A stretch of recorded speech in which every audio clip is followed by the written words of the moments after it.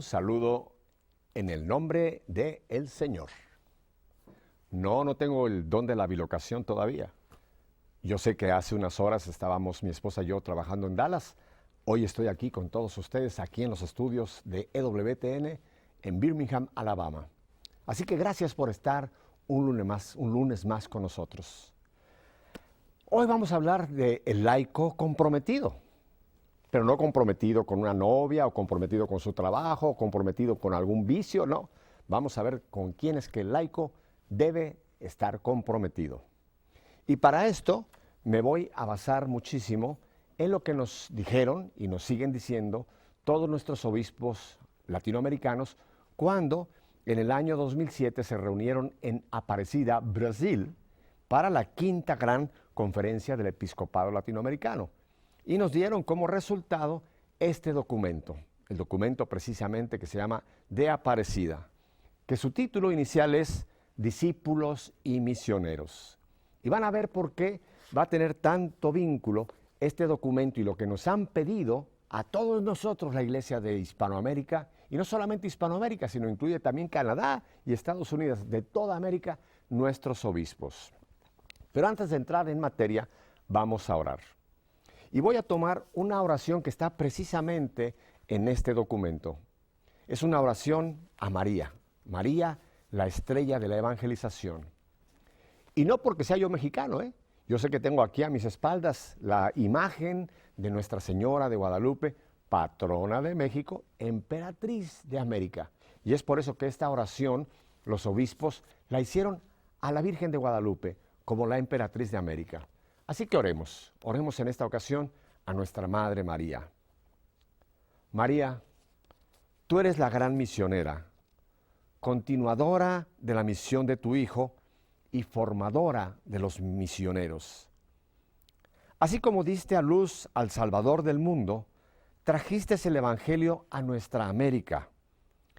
En el acontecimiento guadalupano, presidiste, junto al humilde Juan Diego, el Pentecostés que nos abrió a los dones del Espíritu.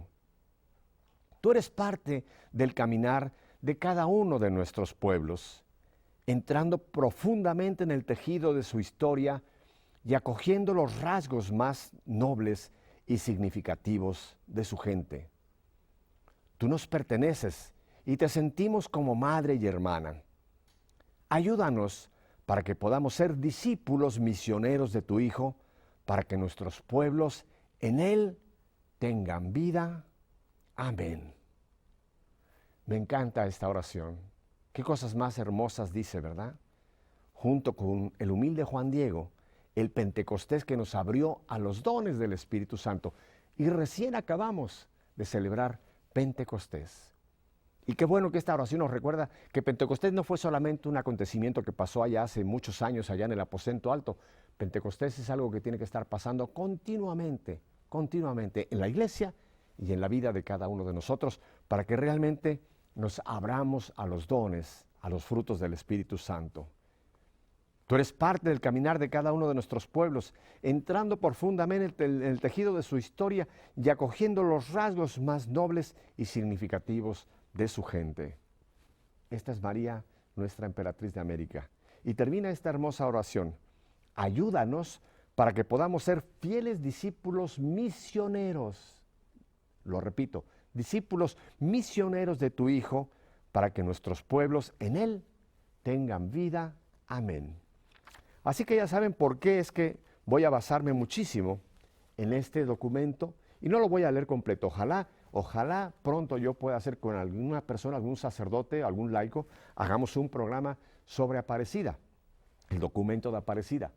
Recuerda la semana pasada que con Carla Boy estuvimos hablando del legado que nos dejó Juan Pablo II, ¿verdad? ¿Lo recuerdan?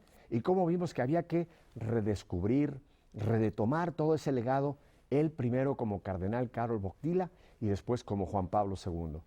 Yo voy a tomar la tarea de aquí en adelante de resacar otra vez a la luz este documento que es actual. Yo sé que fue en el 2007. ¿Qué fecha nos fue dado? Nos fue dado por ¿quién? Ahora por Benedicto XVI. Él fue quien abrió y quien concluyó este famoso quinto quinto encuentro de Aparecida en Brasil. Y un 29 de julio fue que este documento se nos entregó. Pero para muchos de ustedes, como que se nos entregó, dijimos, qué bueno, gloria a Dios, ya tenemos un documento más de la iglesia. Y muchos lo han archivado y muchos quizá nunca lo leyeron. Pero mis hermanos, hermanas, créanme, este documento tiene una actualidad tremenda. Es para hoy, es para mañana, porque es la línea pastoral que nos dejaron nuestros pastores para toda la América, repito, desde Canadá hasta Tierra de Fuego, hasta el último rincón allá en el sur. A todos, este documento nos sigue siendo la brújula. Ustedes saben que hoy está muy de moda los GP, los General Position, esas máquinas que nos dicen en qué lugar te encuentras de la Tierra, ¿verdad? Y si estamos perdidos, nos dice cómo salir de ahí. Yo digo que este documento de Aparecida es para nosotros eso, una brújula, una guía que nos dice dónde estamos y a dónde debemos ir. Por eso le doy tanta importancia a este documento, del cual lo que voy a hablar más tarde, precisamente, el laico comprometido tiene que ver con todo esto. Y quiero tomar 2 puntos muy brevemente de este documento. Y dice que conocer a Jesucristo por la fe es nuestro gozo y seguirlo es una gracia y transmitir este tesoro a los demás es un encargo que el Señor al llamar a nosotros nos ha elegido y nos ha confiado esta misión. O sea que este llamado que nos hace el Señor a través de este documento a ser misioneros es un gozo, es una alegría. Yo me recuerdo lo que dice San Pablo allá, recuerdan que dice también que nosotros somos en la segunda carta de los Corintios, capítulo 5, que somos embajadores de Cristo en la tierra, que tenemos esa misión de nosotros, el gozo y la misión de ser embajadores de Cristo en la tierra. Somos misioneros y tenemos que cumplir con este llamado de ser discípulos y misioneros. Y de esto es lo que voy a hablar más adelante. Pero solamente para ponernos en contexto, ustedes saben que esta conferencia que se llevó en el año 2007 a cabo allá en Aparecida, en Brasil, fue la quinta conferencia. Le hago una pregunta. Yo sé que no me van a tener la respuesta, posiblemente la mayoría de ustedes. ¿Dónde fueron los otros 4 grandes encuentros, las otras grandes conferencias episcopales que presidieron precisamente a Aparecida? ¿No lo sabe usted? Se lo voy a decir rapidito. ¿Tiene papel y lápiz por si le interesan los datos? Bueno, aquí le va. El primero fue en Río de Janeiro, en Brasil. Así que Brasil ya tiene 2 encuentros. El primero que fue en el año 1955, de un 25 de julio a un 4 de agosto, el año 1955. Ya pasó agua por el puente, ¿verdad? Pero siguen teniendo importancia todos estos documentos. ¿Quién fue quien presidió o quien convocó ese primer encuentro? Pío XII. El siguiente que quizá ya nos llegó más cerca, ¿verdad? Porque este ya fue en Colombia, en Medellín, Colombia. Este fue del 26 de agosto al 6 de septiembre de 1968. Parece que fue ayer, ¿verdad? Medellín. Pues fue en el año 68. Y este fue convocado, fue por Pablo VI. El tercero, que también es más reciente y es como que el que más se ha oído por ahí, fue el de Puebla, México, que fue del 28 de enero al 13 de febrero 1979. Este fue ya convocado y fue presidido por Juan Pablo II, el magnánimo, como le llama Benedicto XVI, el magno que le llama. El siguiente, ya muy cercano a Aparecida, fue el de Santo Domingo, en República Dominicana, y este fue en el año 1992, de un 12 de octubre, Día de la Raza, Día del Descubrimiento de América, a un 28 de octubre, y fue precisamente, como digo, en Santo Domingo, y fue Juan Pablo II, quien presidió este gran cuarto. Y ahora, el quinto, que tanto ruido le estoy haciendo, Aparecida. Oiga, ¿y por qué Aparecida? Se van a reír, pero yo le he preguntado a 2 o 3 personas, en un plan así de un poco una pregunta de, como dicen, de doble sentido. Le digo, oye, ¿qué sabes tú de Aparecida? Y se me quedan viendo y dice, ay, Pepe, Aparecida es esa fantasma que anda por México, le llaman la Llorona, que se aparece. ¡Ah! Le llaman Aparecida a un aparecido. No, mi hermano. Aparecida es el santuario donde está precisamente la Virgen de Aparecida en Brasil, un gran santuario mariano. Bueno, pues ahí fue exactamente el sitio donde se llevó a cabo este gran quinto encuentro de la Conferencia Episcopal Latinoamericana. Bien, vamos a entrar entonces en materia. ¿Por qué es tan importante? ¿Por qué es tan trascendental que nosotros nos metamos de lleno? Porque para nosotros es vital el que respondamos al llamado que nos hizo el Señor, no a través de Aparecida, ni de Santo Domingo, ni de Puebla, ni de Medellín, ni de Río de Janeiro. Desde el momento en que el Señor iba a ascender a los cielos.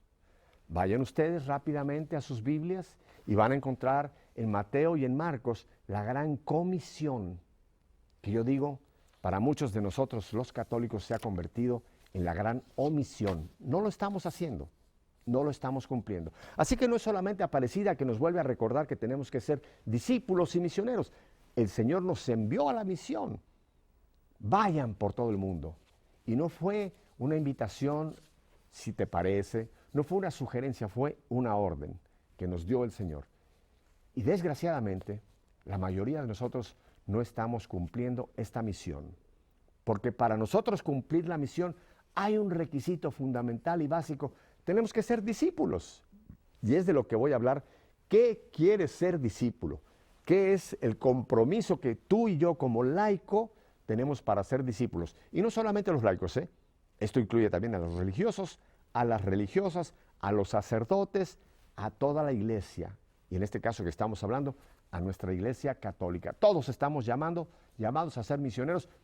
Previo requisito, ser discípulo. Quiero tomar algo que se dijo hace muy poquito tiempo. Recuerdan que hace apenas unas semanas el Santo Padre estuvo en Fátima, en Portugal. Y cuando habló precisamente con todos los obispos de Portugal, hablaba de esto que les quiero leer textualmente. Dijo el Papa Benedicto XVI, y nos sigue diciendo, esto se dijo en Fátima, pero nos vuelve a repercutir a usted y a mí. Dice, el Santo Padre Benedicto XVI alentó a formar un laicado que no tenga vergüenza de su fe cristiana, anunciándolo con libertad en la vida pública. Que no tenga vergüenza de su fe cristiana, anunciándola. Si yo tengo mi fe cristiana, yo tengo que anunciarla. Si yo tengo mi fe en vivo, yo tengo que anunciarlo. Yo tengo que comunicar esa fe a otros. ¿Usted tiene vergüenza de anunciar su fe? Quizás si la tiene, es porque no sabe usted realmente lo que es compartir ese discipulado al cual usted está llamado. Y voy a entrar pues en materia. El laico comprometido. Y de verdad, extiendo esta invitación no solamente a usted, los laicos. Si usted me está viendo, hermano sacerdote, hermana religiosa, señor obispo, con todos mis respetos, señor arzobispo, a usted también lo invito a que entre en este mismo llamado a ser discípulos. Aunque yo sé que ustedes dicen, ya lo somos, qué bueno, bendito sea Dios. Vamos a ir un momento a Hechos de los Apóstoles, capítulo 11, versículo 26.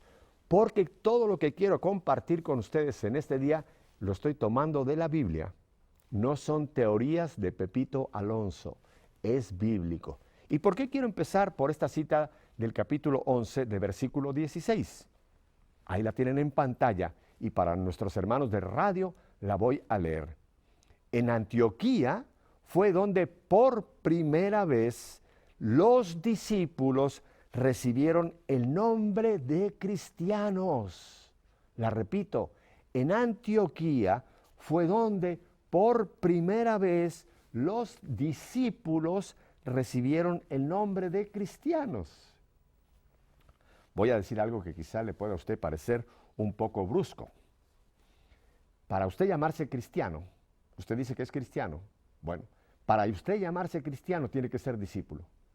Porque el cristianismo no es un club al cual yo decido entrar y ahora soy cristiano. No, hermano, cristiano es un nombre muy serio que me diga yo cristiano, porque cristiano quiere decir otro Cristo aquí en la tierra.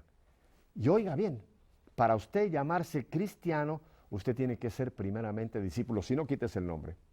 Si no, mire, yo sé que me están diciendo, ay Pepe, ¿qué dices? De verdad, si usted no es discípulo, usted no puede tener el honor de usar ese nombre de cristiano.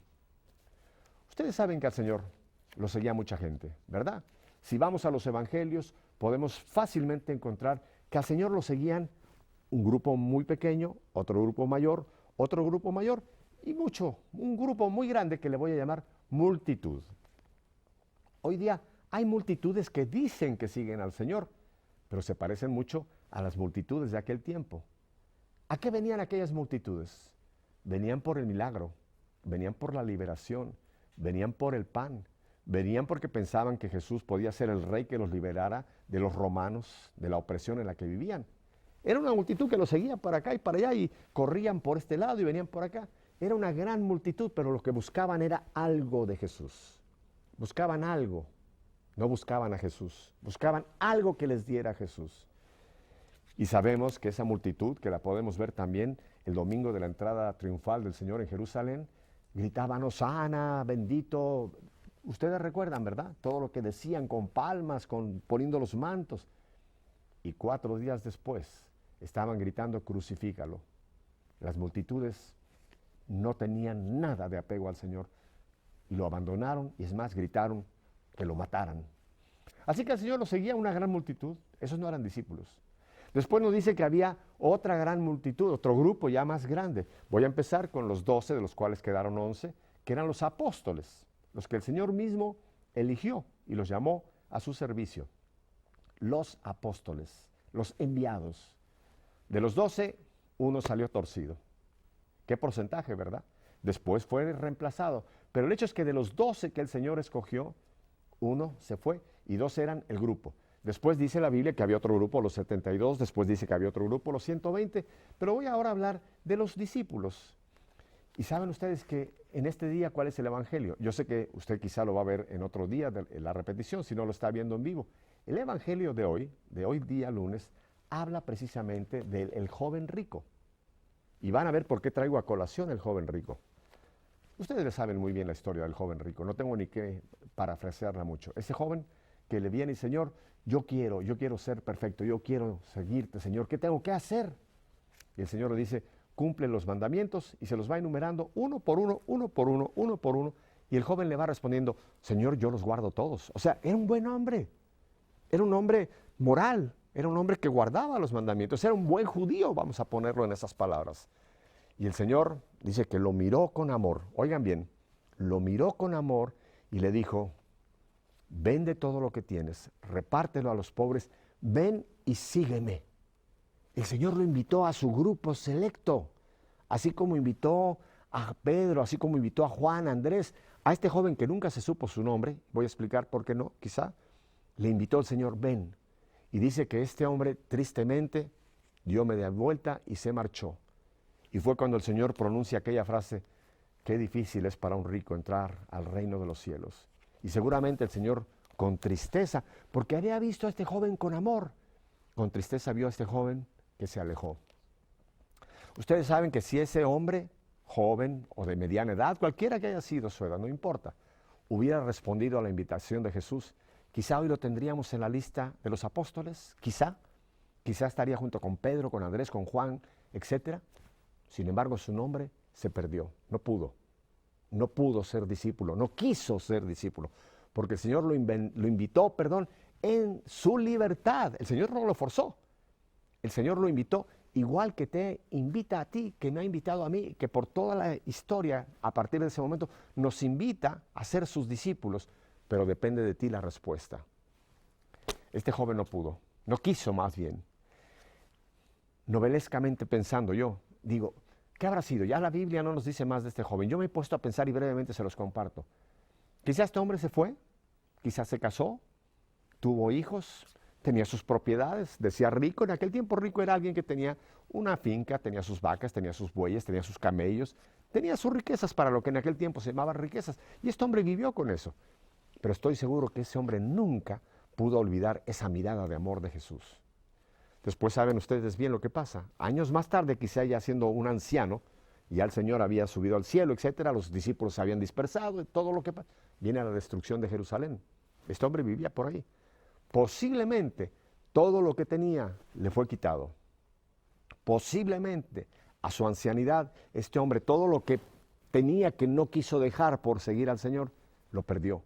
Y muy posiblemente murió en la pobreza. Yo me imagino el remordimiento que este hombre debe haber tenido en sus últimos días, porque no pudo nunca haber olvidado esa mirada de Jesús, esa mirada de amor. y todo lo que él mantuvo en su corazón. Por eso dice, donde está tu tesoro, ahí está tu corazón. Pero yo creo que este hombre se arrepintió de no haber seguido esa invitación de Jesús.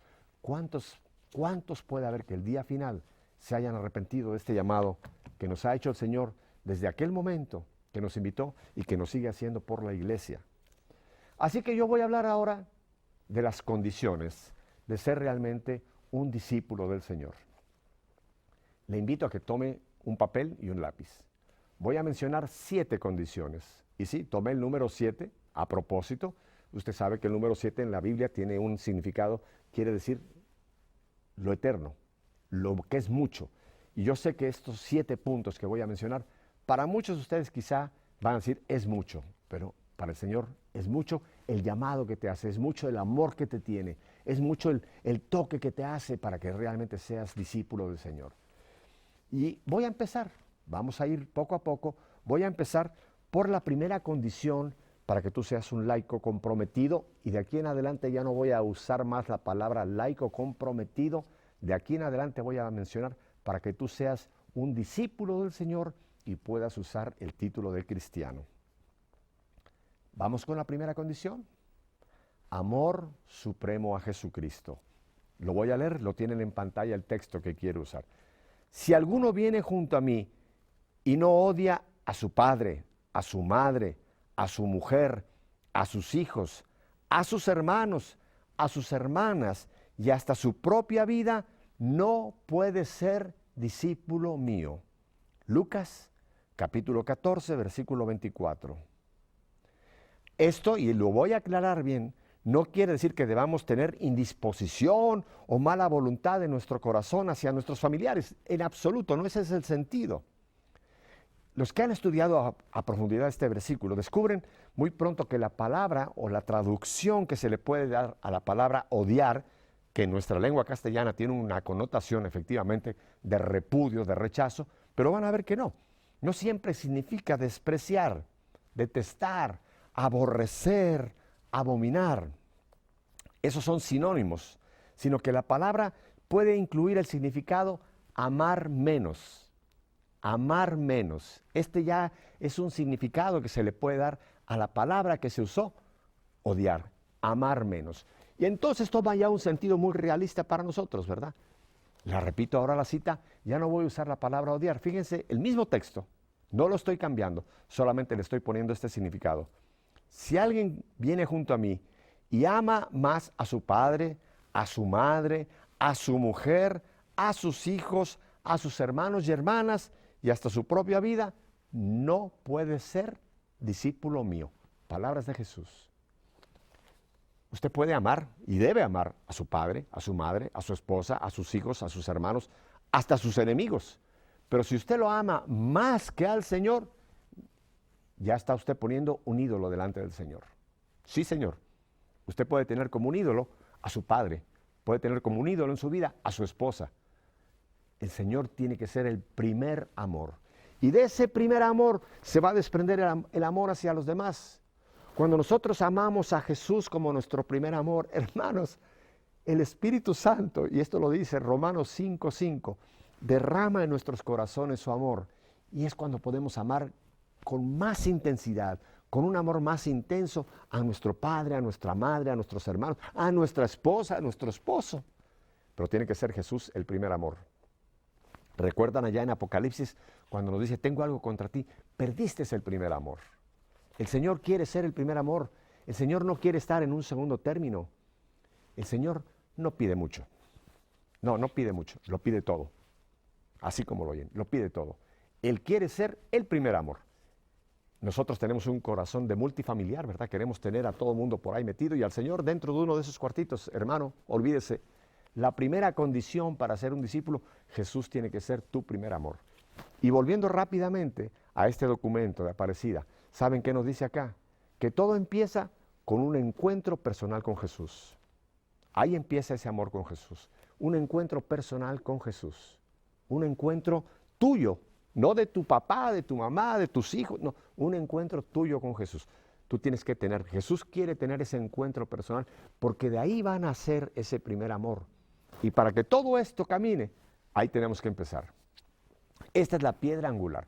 Si Jesús no es mi primer amor, todas las demás condiciones que voy a mencionar después de estos mensajes que vamos a ir en un momentito, no tienen sentido. Así que por eso dejé al mero principio. Si este no se cumple, si tú que estás hoy conmigo aquí, Jesús no es tu primer amor, hermano, hermana, hoy es tu día.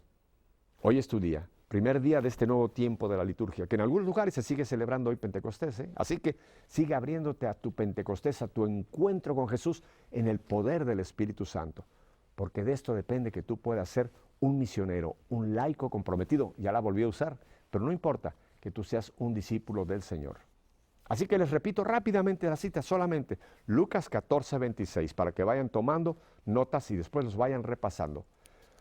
Voy a estos mensajes y prepárese, porque cuando volvamos tengo el resto de las otras 6 condiciones que nos faltan. Así que no se me mueva de ahí, ni al refrigerador, a ningún lado, porque hay mucho más que tenemos que hablar. ¿Están conmigo? Muy bien. Así que aquí los espero, vuelvo enseguida. Vayan ahora, si no lo tienen, papel y lápiz, y voy a repetir luego la cita. Volvemos con ustedes enseguida. ¿Verdad que está bien esto? Prepárense, aún hay más. Vuelvo con ustedes enseguida.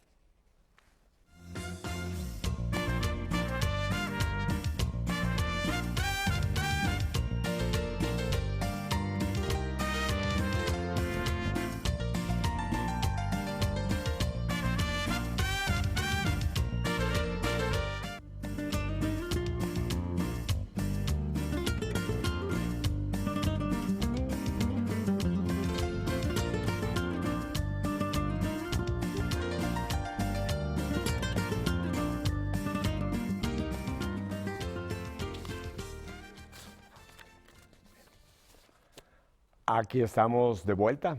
Ya fue por su papel y su lápiz. ¡Qué bueno!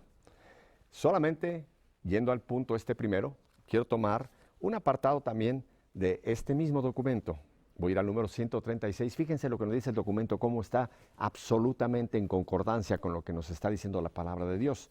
Y dice acá en el número 136 de este documento Aparecida, la admiración por la persona de Jesús, su llamada y su mirada de amor busca suscitar una respuesta consciente y libre desde lo más íntimo del corazón del discípulo.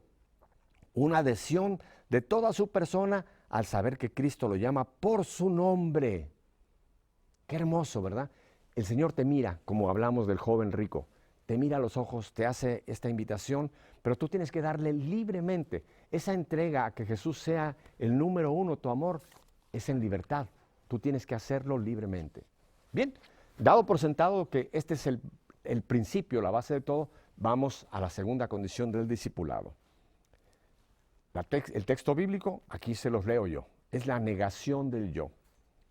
Si alguno quiere venir detrás de mí, niéguese a sí mismo.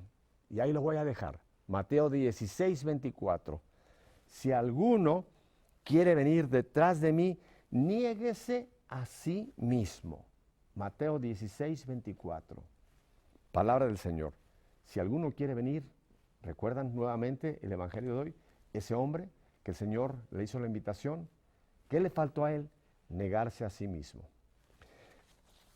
El yo es un enemigo tremendo que tenemos. Y hoy día que vivimos en un mundo tan secularista, un mundo donde está el hombre centrado en sí mismo, es tan difícil porque el mundo nos dice, tú, yo, sé tú el rey, sé tú el centro de tu vida. Para seguir al Señor tenemos que nosotros negarnos a nosotros mismos. Muy simple, una alegoría. Haga de cuenta que usted tiene un trono en su corazón. ¿Quién está en ese trono? Las más de las veces es el yo. Sí, Señor, el yo, el yo-yo. Para nosotros poder ser discípulos del Señor, tenemos que bajar ese yo y poner al Señor en el trono de nuestra vida. Ya hablé en la primera condición, tiene que ser nuestro primer amor, pero para que esto sea, viene la segunda condición. Tenemos que nosotros hacer que el yo quede en segundo término, que Jesús sea el centro, sea realmente el que está en el trono de mi vida. Negación del yo. Difícil, bastante difícil, y más en los tiempos que nos ha tocado vivir, donde, repito, todo este mundo hedonista, todo un mundo este mundo que nos dice no sufras, no tengas molestia, no te preocupes por nada, pásalo bien, chévere, diviértete, sé tú, gózate. Por todos lados nos está induciendo el mundo a que precisamente estemos centrados en nosotros. Este mundo materialista, este mundo egoísta, este mundo hedonista es la condición, negarnos a nosotros mismos. Yo sé que para algunos de ustedes dicen, ay, mi hermano, esto está poniéndose difícil. Sí, Señor, pero son las condiciones de Jesús. Yo no las estoy poniendo. Son condiciones de los labios de Jesús. Al final le voy a repetir las citas para que las vuelva a apuntar, pero voy a ir a la tercera condición. ¿Se acuerdan cuál fue la primera? A ver, un repasito rápido. ¿Cuál fue la primera? Amar al Señor por encima de todo. Amarlo más que, y vuelvo un momento a la primera. No me diga que Pepe dijo, ya no te tengo que amar, mi esposa, ¿eh? Me dijo Pepe que no, que tú tienes que... No, por Dios. Tienes que amar a tu padre, a tu madre, a tu esposa, a tus hijos, a tus parientes y hasta a tus enemigos. Pero por encima de todo, amar al Señor. La segunda, negar el yo.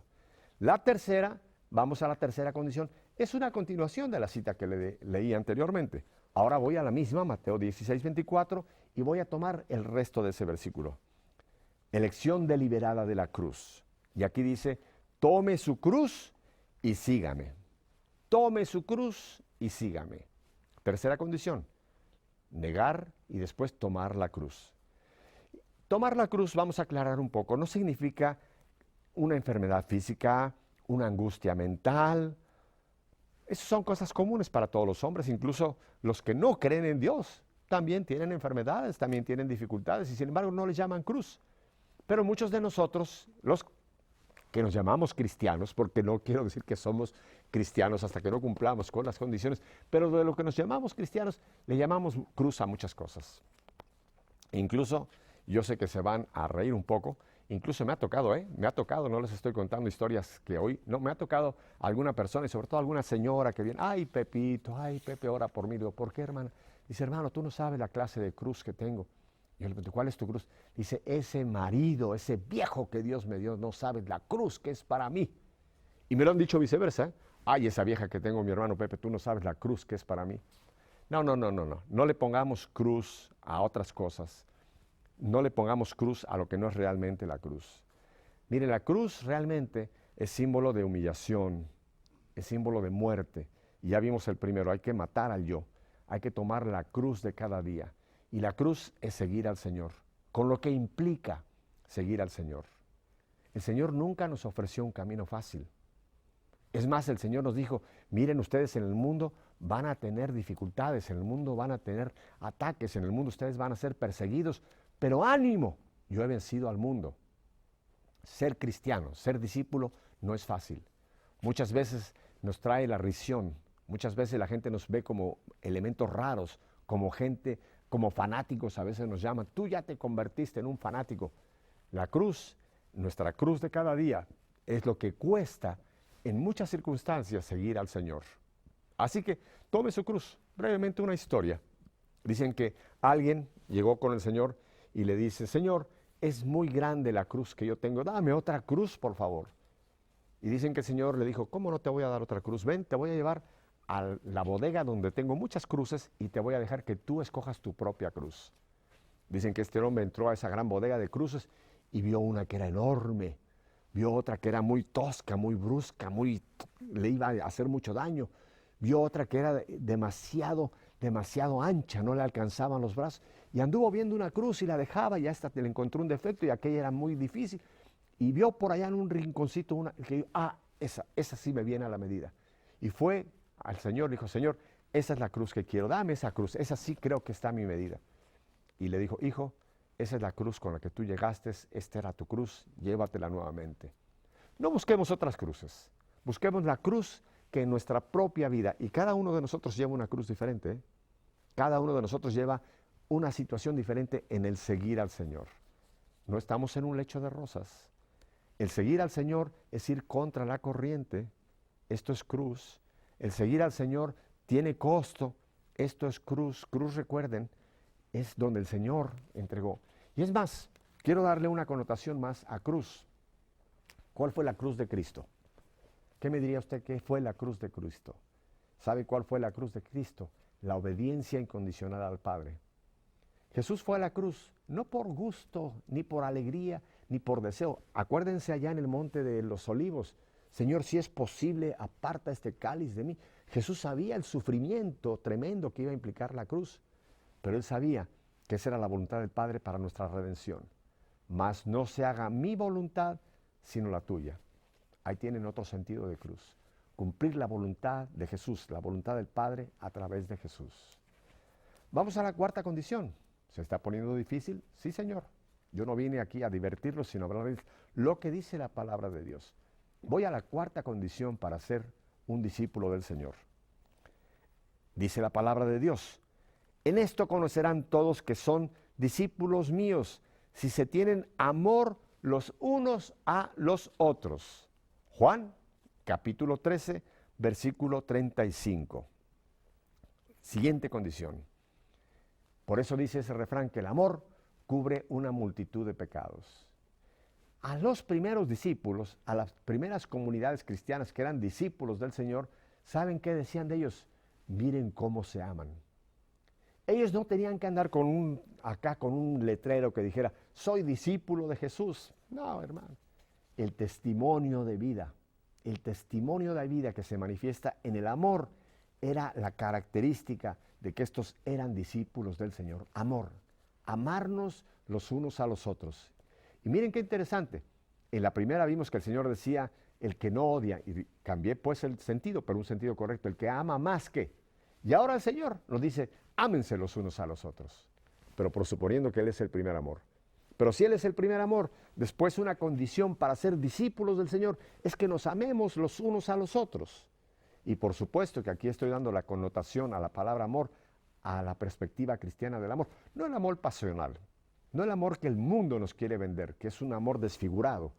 Hablo del amor cristiano, el amor de entrega, el amor de servicio, el amor que perdona, el amor, miren, váyanse simplemente a lo que es realmente la descripción del amor. El amor todo lo puede, todo lo perdona, todo lo acepta. El amor nunca pasará, todo lo cree. Ese es el amor cristiano y ese es el amor que nos tenemos que tener los unos a los otros. Ese es el amor del cual el Señor nos dice que es una condición para ser discípulos de Él. Vamos a la quinta condición. ¿Les parece que son muchas? Me quedan todavía 3 más, así que prepárense, pero esto es palabra de Dios. Recuerden, desde el principio se los dije, yo no voy a darles teorías mías, está en la palabra de Dios, y por eso usted vaya después y usted mismo mastique, asimile estas citas de la Biblia, porque se dan cuenta que todas están en labios de Jesús. Ni siquiera estoy tomando del documento, aunque el documento refleja todo esto. Estoy hablándoles de palabras. Jesús dijo, discípulo, si quieres, si tienes, si puedes, haz esto. Quinta condición. Si se mantienen en mi palabra, serán verdaderamente mis discípulos. Juan 8, capítulo 31. El verbo mantenerse en este capítulo de Juan no significa una mera continuidad, sino una comunión con la palabra de Dios. Si se mantienen en mi palabra, serán verdaderamente mis discípulos. ¿Qué quiere decir? Quiere decir que estemos unidos a la palabra de Dios. La palabra de Dios la tenemos en la Biblia. La palabra de Dios la tenemos en la revelación. Ahí está la palabra de Dios. Y recuerdan, la palabra es Cristo, el verbo se hizo carne. Y la palabra la tenemos manifestada, encarnada en las Escrituras. Quiere decir que nosotros tenemos que vivir, permanecer en la palabra de Dios. Vivir de acuerdo a la palabra de Dios. La palabra de Dios, y no tengo aquí una Biblia, porque tengo las citas escritas para no andar buscando, aunque están claramente en la Biblia. La Biblia, ¿saben qué es? Es el manual que Dios nos entrega para vivir la vida cristiana. En la Biblia encontramos todo lo que necesitamos para vivir como discípulos del Señor. Todo está en la Biblia. Lo que tenemos que hacer, lo que no tenemos que hacer, cuándo tenemos que hacerlo, cuándo no tenemos que hacerlo. Ahí está el manual de instrucciones para vivir la vida cristiana. Hermanos, ustedes me han escuchado en otros momentos que yo he dicho que el cristianismo es más que una religión. Yo sé que están diciendo, ay, este está diciendo herejías. No. Por supuesto que tenemos un cuerpo de doctrina, tenemos una liturgia, tenemos una religión, pero va más allá. El cristianismo, ¿saben qué es? Es un estilo de vida. El ser cristiano es vivir como cristiano. Vivir nuestra fe en vivo. Eso es ser cristiano. Y es lo que dice aquí el Señor, mantenernos en su palabra, es día con día, no solamente en ratos. Toda nuestra vida tiene que estar configurada a la palabra de Dios. Si nosotros vivimos contrariamente a la palabra de Dios, no somos discípulos del Señor. Es un contrasentido. El que yo me llame discípulo y cristiano, que ya les dije, cuidado con usar esa palabra, pero es un contrasentido que yo me llame discípulo si no vivo de acuerdo a lo que el Señor me dijo, a lo que es la palabra de Dios. Por eso, repito, mantenerse es continuar, continuamente estar. San Jerónimo, el hombre que tradujo la Biblia al latín, la Vulgata, dijo una frase que tiene enorme verdad. Desconocer las Escrituras es desconocer a Cristo. Si usted no conoce la palabra de Dios, apréndala. Busque un curso bíblico. Hay muy buenas guías para la palabra de Dios, para entender, para leer la palabra de Dios.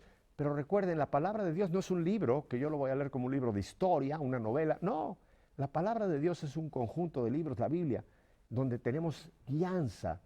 Dice uno de los salmos, tu palabra, Señor, es luz que alumbra mis pasos. Tu palabra es luz que alumbra mis pasos. Así que tenemos que permanecer en la palabra de Dios. Vamos ahora a la sexta condición. ¿Listos? ¿Tienen su papel y lápiz? Aquí viene el texto. Pues de igual manera, cualquiera de ustedes que no renuncie a todos sus bienes no puede ser discípulo mío. Lucas, capítulo 14, versículo 33. Otra vez, ¿cómo no? Pues de igual manera, cualquiera de ustedes que no renuncie a todos sus bienes no puede ser discípulo mío. ¿Qué quiere decirnos el Señor? Voy a volver al Evangelio de hoy. El joven rico no pudo renunciar a sus bienes. No pudo. Era más importante para él lo material en ese momento que el llamado del Señor al discipulado. Ahora, hay aquí un texto que también me interesa mucho, que es en las bienaventuranzas, cuando el Señor dice, bienaventurados los pobres de espíritu. El Señor, por supuesto, que tiene una opción, y nosotros tenemos que tener una opción por preferenciar por los desposeídos, por supuesto que sí. Pero cuando el Señor habla de pobres, habla más bien de los pobres de espíritu, los que no están apegados a lo material. Este quiere decir más bien el sentido de pobre de espíritu, no de la carencia de bienes. Yo conozco mucha gente que poseen una bien fuerte cantidad de bienes materiales y son desprendidos. No están apegados a su riqueza, llamémosle así, a sus posesiones. Yo conozco gente que tiene muy poco o casi nada, que son miserables porque están tan apegados a ese poquito que tienen que no pueden renunciarlo por temor a quedarse sin nada. ¿Quién es más miserable? Quizá el que tiene menos pero que está apegado, que el que tiene más y está desprendido. El Señor quiere que nosotros seamos desprendidos. Él quiere que seamos mayordomos de todo lo que Él nos ha dado. Que seamos buenos mayordomos, no dueños. Usted, por empezar por la vida, no es suya. Todo empezando por la vida no nos pertenece, es de Dios. Y de ahí en adelante todo, y voy a los bienes materiales, que es lo que mencionamos acá en este capítulo de Lucas, hay que ser desprendidos, no estar apegados, no estar aferrados. Insisto, vivimos tiempos difíciles, tiempos de un gran materialismo, donde se nos bombardea continuamente por los medios de comunicación. Ten, posee, busca más. Y hay mucha gente que tiene mucho y que sin embargo por no tener su corazón en el Señor son miserables, son pobres. Hay mucha gente rica que yo conozco que no son felices, a pesar de que aparentemente según los criterios del mundo son felices. No es cierto. Hermanos, lo material no da la felicidad. Yo sé que van a decir ustedes, no, lo material no es importante, pero ayuda mucho. Dejémoslo así. Puede ser que nos ayude, pero no es nuestra felicidad. Nuestra felicidad tiene que estar puesta en el Señor. Él tiene que ser nuestro tesoro. ¿Recuerdan aquellas dos parábolas cuando dice que aquel hombre que encuentra un tesoro en un campo va y vende ir por ese tesoro? Hay que desprenderse de todo lo material para ir por ese tesoro, por esa perla de gran valor. Hay que dejar todo por ese tesoro. Ese tesoro se llama Cristo. Y lo demás, si el Señor nos dio mucho, si el Señor nos dio lo necesario, si el Señor no tenemos todo lo que queremos o pensamos que debemos tener, Dios provee. Yo comentaba hace pocos días precisamente allá con la gente que estuve en Texas, con algunas personas en Dallas, que muchas veces nuestra gente en nuestros países latinoamericanos, esa gente que vemos en los pueblecitos, muchas veces son más felices que los que vivimos en las grandes urbes. Uh-huh. Tenemos auto, aire acondicionado, autopistas, refrigerador, lavadora, qué sé yo, todo lo que tenemos. Y a lo mejor esa gente que vive allá en el campo, que tiene una casita, que a lo mejor no tiene ni luz eléctrica, muchos de ellos son más felices que nosotros, porque no están apegados a nada, están dedicados a lo que el campo les da, a lo que sus animalitos les dan, se levantan con el sol, se acuestan con el sol, y muchos de ellos son felices, y no añoran todo lo que nosotros pensamos que es la felicidad en las grandes ciudades. Así que hay que quitarnos de la cabeza esa idea de que es lo material lo que me va a hacer feliz. Hermano, el discípulo del Señor que se ha desprendido es mucho más feliz. Recuerden a Pedro, recuerden a estos pescadores que dicen que dejaron sus barcas. Oiga, sus barcas era su seguridad, era su modo de ganarse la vida, sus redes. Y sin embargo, cuando el Señor les dice así, pudieron ser discípulos del Señor. Dejaron esto y el Señor les dijo, ahora yo los voy a hacer a ustedes pescadores de hombres. ¿Qué felicidad tienen en el cielo Pedro, Andrés, Juan, Santiago, verdad? Dejaron todo y el Señor les dio la iglesia. Voy a la séptima condición. El tiempo se me está yendo y quiero concluir con estas condiciones y no dejarlos a ustedes con el pendiente. ¿Cuál fue la séptima condición? Aquí voy a tomar dos citas bíblicas. Primera es Juan capítulo 15, versículo 4. Dice la palabra, permanezcan en mí como yo en ustedes. Séptima condición, permanezcan en mí como yo en ustedes. Y voy al otro texto, Hechos de los Apóstoles, capítulo 2, versículo 42. Se mantenían constante en la enseñanza de los apóstoles, en la comunión, en la fracción del pan y en las oraciones. Fíjense, se mantenían constantes, y arriba dice permanezcan, van unidos, ¿verdad? Se mantenían constantes ¿en quién? En la enseñanza de los apóstoles, en la comunión, en la fracción del pan y en las oraciones. Hermanos, ya no tenemos a Jesús físicamente, me refiero en su cuerpo mortal que después fue glorificado. No tenemos a Jesús para poderlo, como ellos que lo pudieron tocar, palpar. Jesús está en el cielo, aunque verán, lo tenemos con nosotros. Acabamos de celebrar la ascensión del Señor, acabamos de celebrar Pentecostés y el Señor sigue en su iglesia, pero de una manera diferente. Y por eso en Hechos de los Apóstoles acabamos de ver que ellos se mantenían, ¿dónde? En la enseñanza de los apóstoles, en la iglesia. Aquí está la iglesia. Se mantenían en la comunión, la iglesia, la comunión, eclesia, la convocatoria de nosotros los creyentes. En la fracción del pan, la Eucaristía. Y en las oraciones, y aquí voy a incluir los sacramentos. Para nosotros ser discípulos del Señor, tenemos que ser parte de la iglesia. Ahí está Jesús. Jesús es la cabeza, nosotros el cuerpo. Jesús sigue con nosotros, sí, sigue con nosotros en su iglesia. Pero nosotros tenemos que ser gente de iglesia. Un discípulo no es un llanero solitario. Y hay por ahí muchos que se llaman discípulos y quieren vivir como llaneros solitarios. Esos no son discípulos. Perdónenme, no son. Y hay muchos pseudo discípulos por ahí corriendo para acá y por allá. No son iglesia. No. Para ser discípulo, la séptima condición es también ser miembros de la iglesia. Un miembro activo, un miembro vivo, un miembro unido a la iglesia. Fieles al magisterio de la iglesia, la enseñanza de los apóstoles. Yo no puedo ser discípulo del Señor si yo digo, mira, de la enseñanza de la iglesia hay cosas que yo no acepto ni quiero. Ya te descalificaste. La enseñanza de la iglesia es un cuerpo de doctrina de la cual nosotros no podemos decir esto sí o esto no. O lo tomas o lo dejas. No hay esto sí, esto no. Hoy día hay muchos, y me ha tocado a mí, que me dicen, Pepe, yo soy católico a mi manera. Le pregunto, sí, ¿y qué quiere decir católico a mi manera? Bueno, hay cosas de la iglesia que no me gustan. Entonces, yo de la iglesia, ¿sabe qué? Tú te has fabricado tu propia iglesia. Tú tienes tu propia iglesia, no eres católico. No hay católico a mi manera. La mejor manera de no ser católico es ser católico a mi manera. Ya, te descalificaste. La enseñanza de los apóstoles, la comunión, la común unión, el cuerpo de Cristo. Los discípulos permanecían unidos. Vean Hechos de los Apóstoles, la iglesia primitiva y lo que está supuesta a ser la iglesia. La comunión. Los discípulos estamos unidos en la iglesia. Estamos unidos en comunión. La Eucaristía. Oh my God. Y esto lo dice el documento de Aparecida tantas veces. La Eucaristía tiene que ser el centro de nuestra vida cristiana. Jesús está presente ahora con nosotros cuando se nos entrega en la fracción del pan, en la Eucaristía.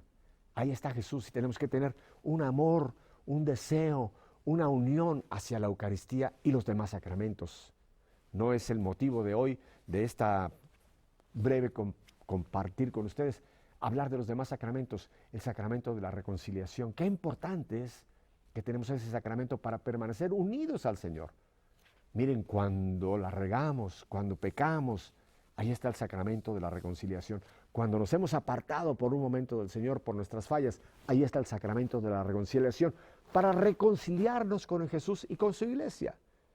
Así que tenemos toda la vida sacramental y es la manera también de nosotros permanecer unidos al Señor y ser discípulos del Señor. Me quedan muy breves minutos y voy a repasar rápidamente con ustedes, se las voy a dar por si no tuvo tiempo o por si llegó tarde, se va a repetir este programa, véanlo más adelante y muy pronto lo vamos a tener en YouTube, se los voy a poner ahí en el Facebook. Por cierto, necesito más fanáticos de la página de José Pepe Alonso. El padre Pedro me está ganando por mucho, ya va por 5,000 y pico, vamos nosotros por 2,000 y pico, así que más para que le gane yo al padre Pedro, pero este no es el motivo ahora. ¿Le van las citas bíblicas? ¿Cómo no? Se las voy a leer, son 7. Le voy a dar la primera para que vea por qué nos tenemos que llamar nosotros cristianos con la condición de ser discípulos. Hechos capítulo 11, versículo 26. Fue la primerita. Ahora, de las 7 condiciones, la primera fue Lucas 14, 26. La segunda condición fue Mateo 16, 24. La tercera condición fue la misma, Mateo 16, 24, pero la continuación. La cuarta fue Juan 13, 35. Juan 13, 35. La quinta, Juan también, capítulo 8, versículo 31. La sexta, Lucas, capítulo 14, versículo 33. Y la séptima, que usé 2, Juan 15, 4 y Hechos 2, 42. Aquí están las condiciones. Bien, el tiempo que se me ha terminado, espero que no se me hayan muerto del susto. No, esto es posible, esto es posible. Pero les quiero invitar, la próxima semana voy a tener un programa bellísimo, muy internacional. Voy a tener a Edith Ugarte, le iba a decir Duarte, Edith Ugarte, que es de Nicaragua y nos va a compartir su testimonio. Tremendo testimonio, tremendo testimonio. Y voy a tener ni más ni menos que a un colombiano que es quien nos va a compartir su testimonio. ¿Quién es este colombiano? Ahora se los digo porque por aquí tengo su nombre. Es Felipe Gómez, que él es un cantante del ministerio colombiano. Van a compartirnos con nosotros testimonio y lo que es realmente esta visión de Provida. Y en 2 semanas, se los voy a adelantar desde una vez, ¿saben a quién voy a tener? Ni más ni menos que a mi querido amigo Alejandro Bermúdez, el gerente general del Club de los Lechuzos. Pero lo voy a tener, ahora no viene como aplanadora, ahora lo voy a aplanar yo porque va a compartir su testimonio. Él me ha varias veces preguntado a mí, ahora yo le voy a preguntar a él, así que van a conocer a Alejandro Bermúdez en su testimonio personal, que nunca lo ha comentado, va a ser primicia mundial. Hermanos, si ustedes creen que esto vale la pena, que WTN vale la pena, necesitamos su apoyo económico. Sí, señores. En la página ewtn.com, cuando van a español, ahí encuentran cómo apoyar a EWTN. Necesitamos su apoyo para poder seguir adelante. Espero que no se me hayan muerto del miedo. Esto es posible, esto se vive, hay que tratarlo, hay que ponerlo. ¿Usted es un laico comprometido? Entonces usted es un discípulo, usted use el nombre de cristiano. Los espero el próximo lunes a esta misma hora, en este mismo canal, y mientras tanto, que la bendición de Dios quede con todos ustedes. Hasta entonces.